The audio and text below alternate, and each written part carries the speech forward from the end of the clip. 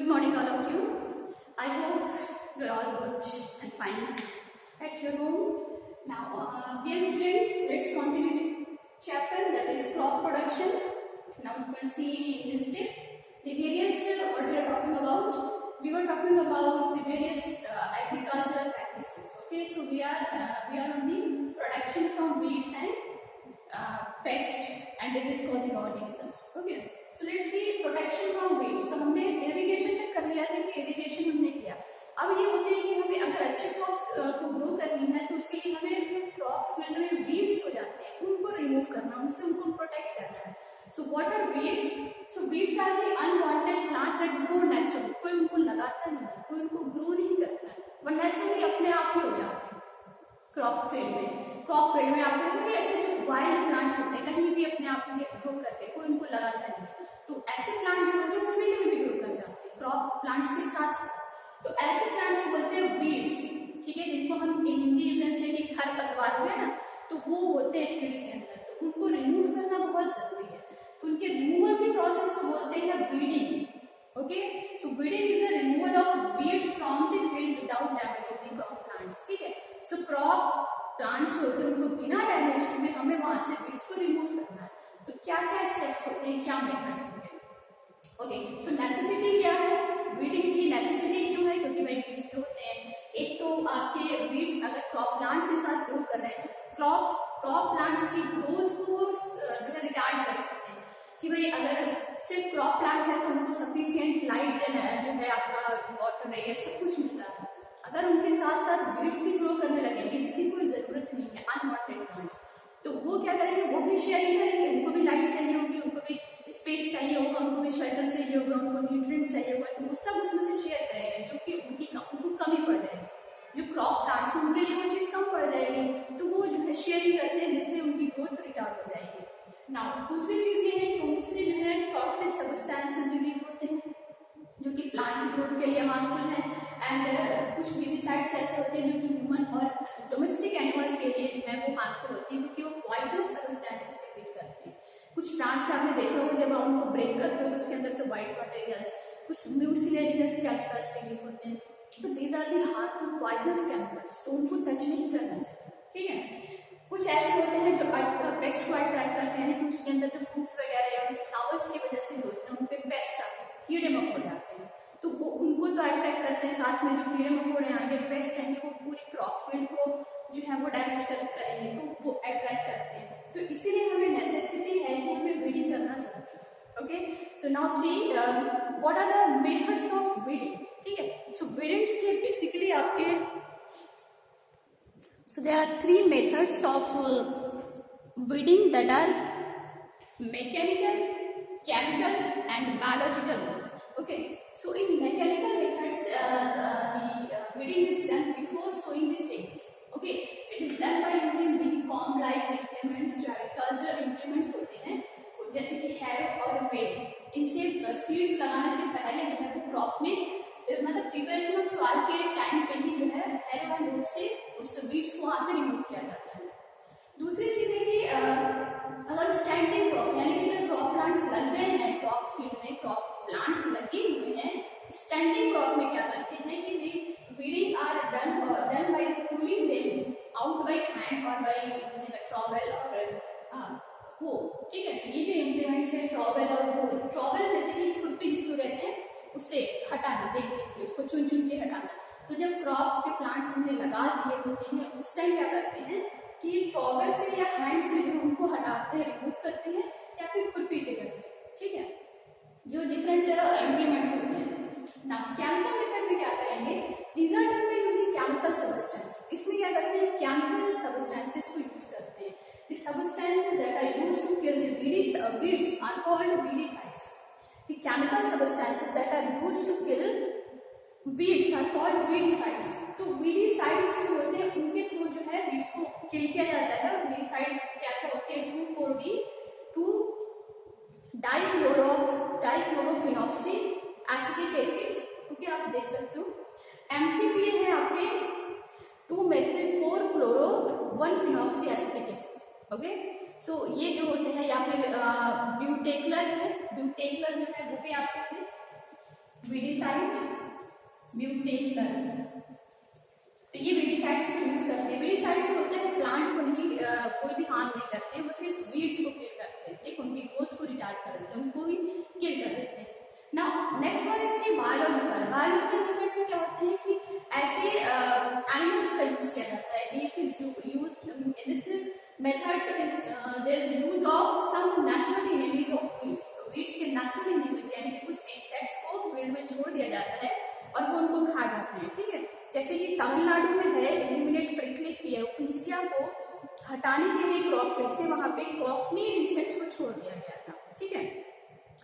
तो इससे क्या होता है कि वीड्स पूरी तरह से साफ हो जाते हैं। वीडिसाइड्स होते हैं, ठीक है, वो केमिकल सब्सटेंसेस हैं, तो उनको वाटर में डाइल्यूट करके स्प्रे किया जाता है, ठीक है।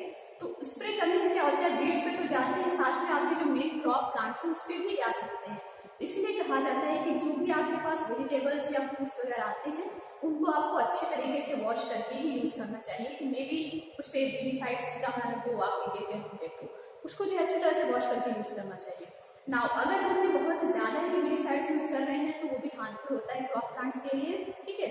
Now let's talk about the protection of crop from paste and disease causing organism. Okay, so protection of crop from paste and diseases. Okay, so paste यानी कि कीड़े मकोड़े हैं, उनसे भी प्लांट्स को बचाना होता है, ठीक है। सो क्रॉप प्लांट्स को जो होते हैं आपके स्ट्रे एनिमल्स यानी कि जो ग्रेजिंग एनिमल्स से जाके खा लेते हैं, तो उनसे बचाना है तो उनको उनसे बचाने, जैसे कि cows and buffaloes are stray animals, उनसे बचाने के लिए क्या करते हैं कि you can see in the pictures की वायर से पूरी तरफ से वो कवर कर दिया जाता है, ठीक है, फील्ड को covered by raising the wires all around the field. Okay, paste के लिए क्या करते हैं, पेस्ट के लिए जो है जैसे कि पेस्ट में आपके जो भी छोटे छोटे कीड़े मकोड़े जैसे क्रॉस होपर है, लोकस्ट है, बटरफ्लाई है, टर्माइट्स हैं, मोथ, बीटल्स, तो ये सारे आपके पेस्ट हैं।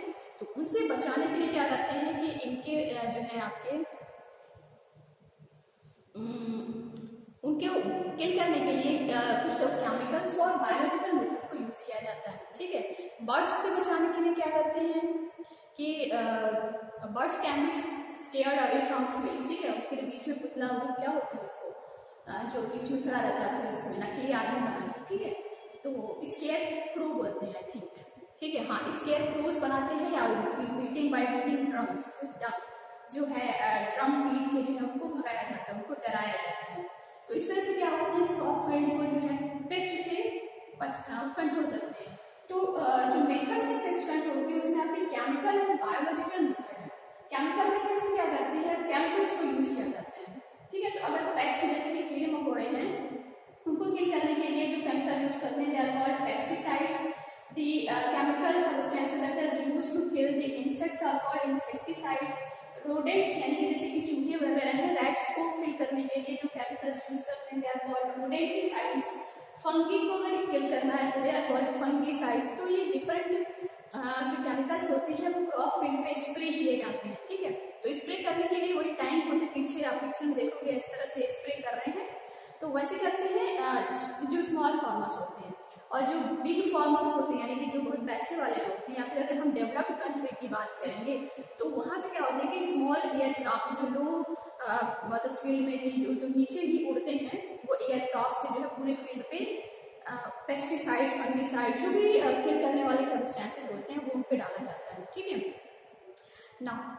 लेकिन इसमें क्या करना होता है कि जो भी हम पेस्टिसाइड्स और जो केमिकल्स यूज करते हैं उसको बहुत ही प्रिकॉशंस के साथ यूज करना होता है, कि उससे क्या होता है कि बहुत ज़्यादा ही अगर हम यूज कर रहे हैं तो ये हमारी ह्यूमन की हेल्थ पे इफेक्ट करता है, ठीक है। एंड ये हमारे सॉइल में मिक्स हो सकता है, सॉइल से वाटर में जा सकता है, ठीक है, और दूसरे यूजफुल इंसेक्ट्स को भी किल कर सकता है, ठीक है। अगर बाय यूजिंग स्प्रे हम अगर उसको पेस्टिसाइड्स को हम वो कर रहे हैं, स्प्रे कर रहे हैं फील्ड में, तो ग्लव्स वगैरह हाथ में पहनना चाहिए ताकि डायरेक्ट केमिकल्स कांटेक्ट में ना आए। नोज एंड माउथ भी कवर होने चाहिए, एंड हैंड को जो है वो बिल्कुल आपका should be clearly washed immediately after spray, ठीक है।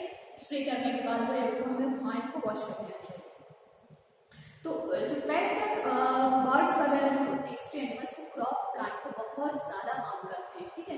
अभी आप देखोगे पिक्चर में कि अभी कुछ ही दिन पहले मतलब जैसे कि पिछला लॉकडाउन हुआ था उसमें क्या हुआ था, उसके जस्ट बाद जो होते हैं वो पूरा अटैक आया था लोकस्ट का, बहुत ज़्यादा ग्रॉस ओवर थे, पूरी अपनी फौज के साथ आते हैं और पूरी क्रॉप फील्ड को अगर बहुत ज़्यादा नंबर में आ गए एक साथ तो पूरी क्रॉप फील्ड को भी साफ कर देते हैं। तो इससे क्या होता है कि बहुत ज़्यादा जो है क्रॉप फील्ड अफेक्ट होती हैं, तो इसलिए जो है आपका ये सारे केमिकल्स को यूज़ किया जाता है, but should be careful. Okay ना, अब क्या है कि इसमें क्या होता है बहुत सारे इसके जो है आपके वो मतलब इसका रिजल्ट ये हो रहा है कि इससे बहुत ही ज़्यादा हार्म हो रहा है। तो ठीक है क्रॉप फील्ड तो बच जाती है, लेकिन उसका दूसरा इम्पैक्ट नजर आने लगता है ह्यूमन हेल्थ पे।